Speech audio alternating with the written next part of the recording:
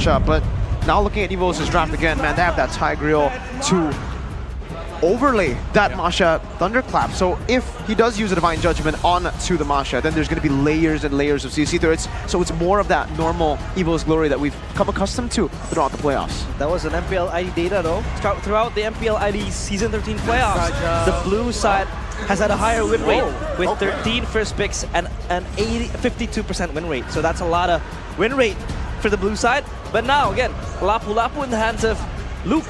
This could be also a power pick for him because he was well known for this pick. That's a power pick. An Annabelle special at that. Yeah, so iconic for EVOS, and honestly, as someone who doesn't watch a lot of MPL Indonesia, I know once I saw that Alpha come up in MPL Philippines, when I saw it in other tournaments, that's Annabelle. That's an EVOS playstyle. Add more layers onto it, right? I mean, the fact that now you have a Thunderclap, you have a Tigreal with the Implosion, you have now an Alpha as well. So many layers. Geek Fam definitely a bit more difficult to pull off their composition. Meanwhile, EVOS, it's kind of a mix of their Game 1 and Game 2. Plus, you know what he was able to do on the Lancelot? Now he's on an actual signature pick. Yeah, I like how they added a little bit more true damage for their lineup. It would have been really great. And now, let's see, Geek Fam might actually struggle here. The White Tigers have pulled out their fangs, but will they claws be able to scratch through the villains? Game number 3, Geek Fam against EVOS Glory. Let's see, ladies and gentlemen, and of course, Land of Dawn, here we go to see and witness game numero 3. The battle for match point, ladies and gentlemen, in the depths of hell, in the lower bracket finals. One team will be eliminated, the other will claim their spot in the grand finals to face off against the gods of MPL ID, the Sky Kings, Fnatic Onic. And this is the main advantage that Alpha has been able to get. That was actually countered by Fnatic Onic yesterday. When you pick up an Alpha and you're up against someone who clears faster, like the Julian that was used up by Fnatic Onic, it does put the Alpha in a tough spot. But here, it's back to the usual for Anova on the comfort pick and a comfort matchup. Against a tanky, utility, jungler in the enemy team, Anvil should be able to utilize this clear speed much better than he was able to yesterday. It's still the same, by the way, Master Assassin for Chidera on this losing matchup. So he's trying to isolate himself as much as possible. I think Chidera this game, especially, will be placed on the weak side. So for Geek Fam, they might try to go for just battles in the neutral objective, and they'll have to just leave Chidera alone. It's going to be a constant 1v1 down bottom, so the Master Assassin is just going to help them, you know, prevail and weather the storm in those 1v1 situations. But for Annabelle, he has level 4. He's clearing up pretty well. Will he be farming for most of the, you know, parts of the early game, or will he be the one to engage in the side lanes? I think for sure right now it's all about farming. I don't think there's enough kill pressure to really threaten a Lapu Lapu with the help of the Luo Yi or even a Claude in the early game with a Purify. So it's just a battle farm right now. Both teams are taking it slow as they should, waiting for the first neutral objective to spawn. Yeah, this next neutral objective will be the main menu for both of these teams where the fight will happen. I mean, counting down the items, they are trying to catch that power spike, but they have more prio up top in the turtle. They have 4 players close by towards this objective. I don't see an angle where EVOS can contest unless they have their engagers towards the turtle. See, those dreams will be poked, will be chunked, forced to use the flicker early and slides out of the way. Annabelle though, Alphavelle might as well, has no window to enter. Ray will claim the first turtle, no problem. Again, Geek Fam have so much prio to be able to tackle down this neutral objective. The turtle has been claimed all for themselves. EVOS wasn't even given a chance. They had to trade blows though, as flicker for a flicker. Great control, and even in the bottom lane, Chidera outlaning Brans, doing a very, very good job. Out trading, winning in that matchup. But I think for Geek Fam especially, what's really impressive is the fact that they are very, very decisive. And that's the main issue usually for Tigreal players. When the enemy team is so decisive in the engages and the pickoffs, especially with the Ruby, it's tough for you to look for an angle to go for that engage, right? I mean, you're already so low before you can even look or think about that implosion. So you might as well cancel it out. You might as well flicker backwards, play the safe route, and if Dreams constantly gets catched or caught by Beloyski like this, oh, implosion. Interesting. No follow-up though. Oh, take a look at the recovery from the side of Geek Fam, and now Ray claims first blood in the third game, and with that, they're not gonna be greedy. Satisfied. That implosion was a half-and-half stance. There wasn't a single follow-up towards Dreams, and it was just so hard for him to be able to enable that team fight because no one was there to help him. No one, yeah. Even if he had got the shove, I don't think they would have really been able to kill Beloy, and even then they would have to use so many resources on him that I don't think it's going to be worth it anyways. But yes, that's how annoying the Ruby is up against the Tigreal if he's all up on your face, man. Like, man, get off me. And sometimes, you know, you get frustrated. Dreams definitely got frustrated there. Decides to implode on him. No! But then he gets punished for it, right?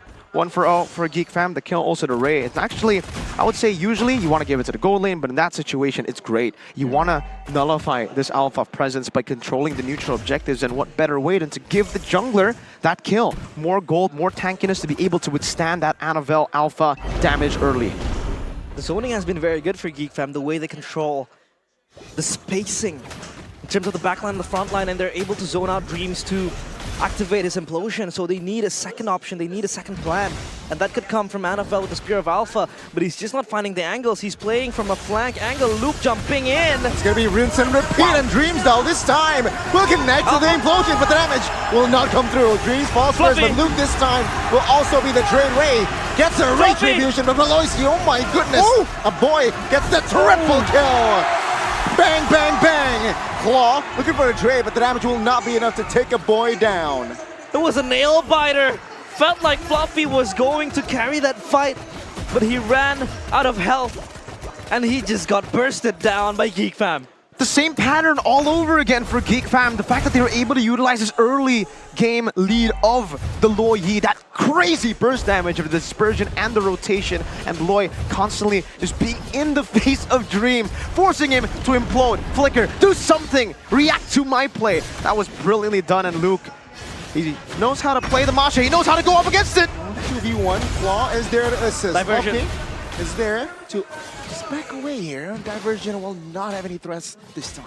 Again, so much potential. Darius Pops is blazing the wet to clear out that creep. But then again, for Geek Fam, they have a lot of options to just jump in. They also have the diversion as an extra backup to tame down EVOS if they decide to counter-engage, because their counter-engages, to be honest, are pretty strong. They have the implosion, they have the Spear of Alpha that could enable them to just turn the fight around. But when you have a diversion with 2 or 3 players coming from the backline, that is going to disrupt EVOS's plan. Massively. Now with the Hunter Strike built up from Luke as well, for Luke. The Anti-Chorus rush as well, though. Look at that for Ray. Same build path that he went for in the previous game. He goes to Athena Shield last game, right after the Flicker! I'm offended! And you say goodnight to Claw. Diversion again, aggressively took the other side of the map here. Rans snips that one out and has time to escape. Dreams is there. Will he engage? Just a question. He will. Finds one. Damage will not be enough just yet, though, to burst him down. But yeah, that will be it still. Favorable trade towards the Geeks. The big evil, the mastermind behind the villains, is able to just play so aggressively with this Ruby, a signature pick of his. And Geek Fam now, they have the ball rolling for them. Over half HP. Now Beloyski with the conceal here. Fluffy with the flanks. Fluffy. Geek, are they aware of this? Anavel now in the turtle pit will use the Spear Alpha to get out. And yeah, again, Geek, they know they do not have to take this swiftly, so they will take their time. Great discipline. Amazing discipline from Geek Fam. They have a 2.5k gold lead. They are in no rush to go for these fights. It's EVO's Glory who have to push on the pace right now with their composition to look for that initiation. So once Geek Fam have used their skill rotations, they're completely fine going back towards their lanes, towards their own jungle, clearing it up back up, and waiting for the right moment. Dreams now frustrated. Oh my goodness, again, good. But they will collapse. Alphabel will find the Spear Alpha and the turtle as well. A boy now low, taken out. Take a look at Clockwood, looking to find survival. But no, he will fall now. Brands again looking for the kill, finds Luke. In the mid side, it's Chidera against Anavel. Will survive both, but 4 members from Geek down and out. The heroes vanish. The evil within them and Geek Fam just evaporate. It's a swing for EVOS. They get the kills and the turtle. This is where it can get scary for Geek Fam. Oh my god. Oh, the damage will not be enough with the diversion. GEEK boy locks Annabelle down. A rare mistake from Annabelle, and you don't do that up against Beloy. You don't greed against the greed. Oh my goodness. Caught off guard. And the snowball that EVOS Glory would have been able to hold with that would have been massive. But now Geek Fam are the ones who are actually able to utilize that clash to gain more advantages around the map. EVOS, yes, they'll still be scaling with that glass cannon build of the Masha, but so are Geek Fam. I'm going to take a look back here to the items real quick to take a look at Chidera. Third item, very, very close to being built up. That's the Golden Staff, and it's a very, very good time as well to go for it. 10 minutes should be the time where he gets it, and then he will be able to get that win in nature. Once he does, Fluffy, Brandt, it'll be a bit tough for them to chase him down, to threaten him in these team fights. And a boy as well. This time, oh, wait, Enchanted Talisman and the Divine Glaive. Wow. So he's actually just going for damage. He's going for that poke. He knows he got the triple kill early. He got that lead. And unlike Klokken, he decides, nah, I'll carry the game. Yeah, it's that damage. That extra layer of damage. Diversion play. The Kumar Bush. Wanting to fish out Fluffy, but he's in the safe. He's okay. He is fine and dandy. And now a Lord fight down bottom could be the next of our agendas. But for Geek Fam, they will corral together. They have so much control. EVOS, though, they're preparing themselves for this clash. It could be very scary because Geek Fam, timers, they have all the ultimates ready. Their spells are also on the go. So it's just down to how these two teams fight. Take it slow. I think that's number one for Geek Fam, right? EVOS Glory, they are behind, but it's still very, very scary. That AoE, that team fighting presence, the layering of CC can still turn the game around. Fluffy BOD, that's a big power spike now for him to go up against a boy and Chidera. Diversion to the bottom lane. Oh, EVOS Glory, they're definitely feeling the heat. And Brandt will be the casualty. EVOS Glory will be down without a marksman. Now Ray will look for a potential engage. Voloisky opening up the bush perhaps in that mid. Spots Fluffy and Annabelle. And Geek, take a look at this. Does not rush on towards the Lord though. They will now. Dreams will be spotted, and Geek will have the Lord. The hunter becomes the hunted, and Geek Fam are the ones claiming everything. Diversion, it's not going to be much of a threat because they still have that extra turret to shield them from the terrors of the villains. Amazing plays, man, from Geek Fam. That macro prowess of theirs, understanding where to rotate. Finding the mistakes of Brandt as well, who overextended, definitely, right? A little bit of a miscalculation for Brandt that was punished instantly.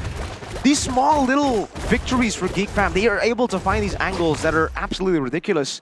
No hesitation whatsoever in all the engages. Despite EVOS being able to win out in that one turtle fight, they still stay calm, and Dreams again getting scouted. Beloy! And defended early, on towards Dreams, forced to use the flicker early. Annabelle though, taunted, caught by four members. Brave Spider by Luke, cancelled, but a boy will deal damage, and that will be the trade.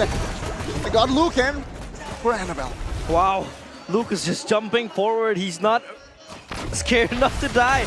And the Lord now will march towards tier 1 turret. This could be very scary for EVOS. Dreams, no flicker, will be taken down. Top turret though will try to be saved. Fluffy finds an amazing trade. Takes a boy down with him.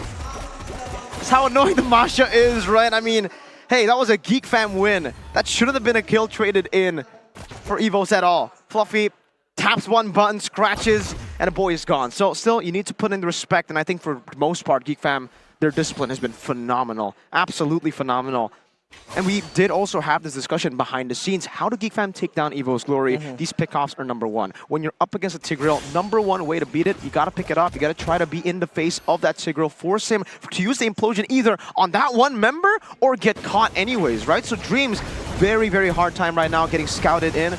Most of the success that EVOS Glory have been able to find with the Tigreal is when the Tigreal is the re-engager. They wait for another person to distract, and he comes in through the shadows with the conceal to find that pickoff. And I think also, man, Geek Fam, the way that they've been able to counter the Masha, hasn't been through their picks. It has been through the way that they play the game. They constantly just walk the Masha down. If you can't engage first, we do it.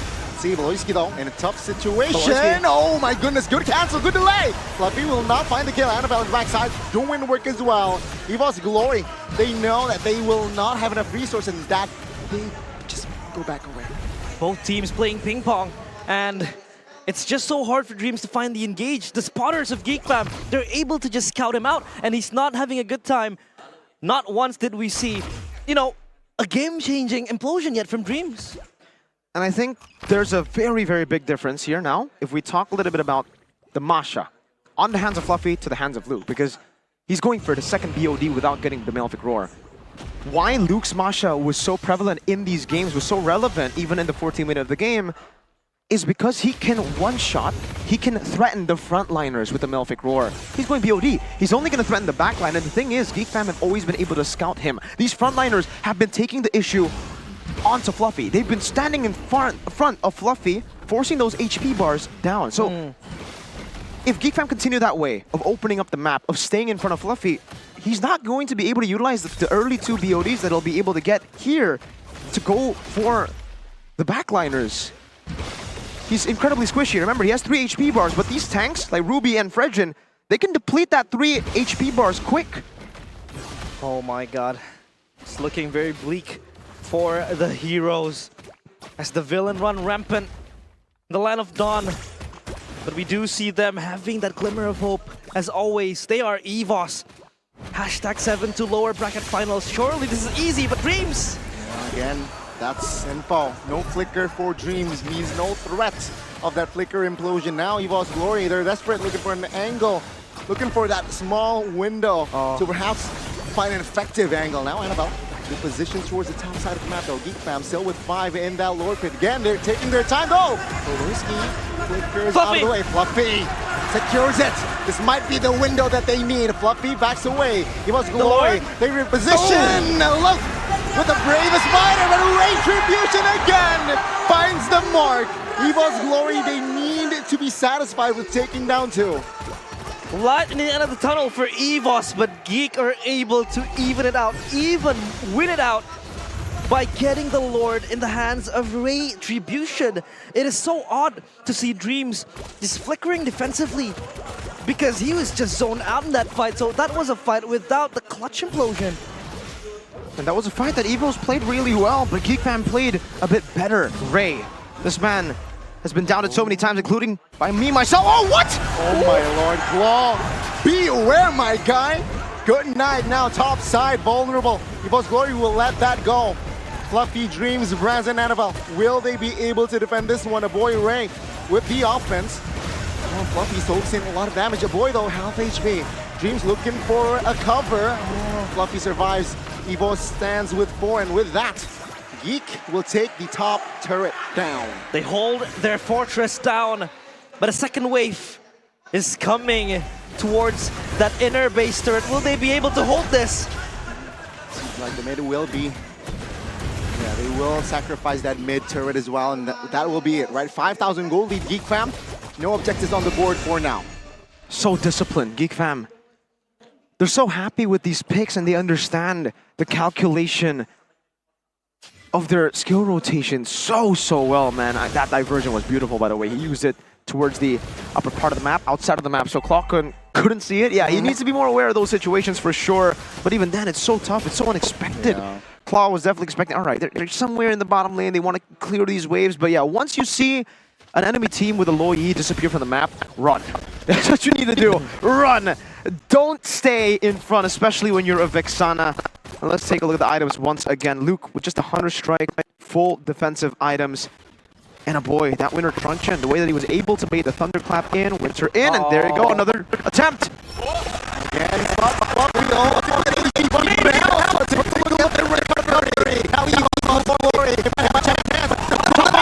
just shut the dream down. At about as well. It's a great 1-3-0. And that might be it. EVOS Glory, they might have to throw in the towel as only Brands and Claw. Can they make the defense? Will they have enough firepower is the question. Geek, 2 lanes, jumping in, and Klokun will be the target, and that will be all. Brands taken out rid of nature. Will be all for naught. Ladies and gentlemen, Maloyski made a deal with the devil, and now he is at match point. The villains once again terrorizing the heroes. They are not able to bend down as Geek Fam seek out that MSC slot, that grand final slot. They